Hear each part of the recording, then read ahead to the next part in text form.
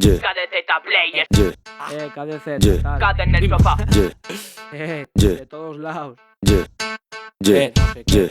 Yeah. El micro no resiste cuando le meto tralla. Paso pantalla, paso de ella, puta, me perdiste. Más que dar la nota, doy la talla. Tu grupo pilla. Enseño como Anaya los problemas que no resolviste. Tu mente se maquilla según con quién estés.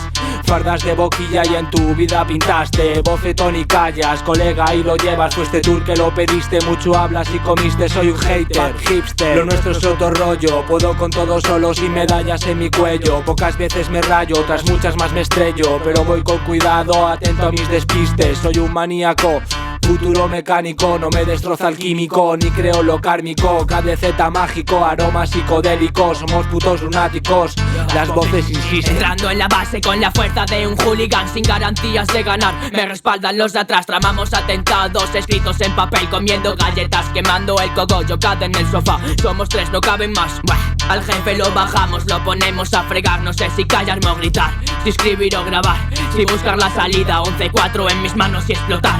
Estamos aquí, estamos los de siempre presentes. KDZ Players, ¿entiendes? Chica, entiéndeme que no puedes cambiarme. Mi placer es evadirme de este puto desastre. Desgasto la vida mirando hacia el frente, observando, intentando comprender lo que tengo delante. Y acabo como siempre, pendiente de qué hacer.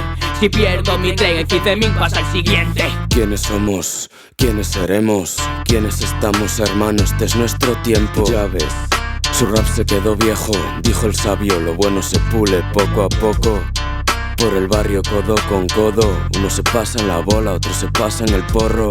Donde la personalidad lo es todo. Unas Fran, otras Manut, otras señor colegiado. Chico, estás expulsado en el bosque del CES. Unos raps entrevados. Tengo BFN bien dentro. Yeah, yeah. Basichi, Fran y el parcero.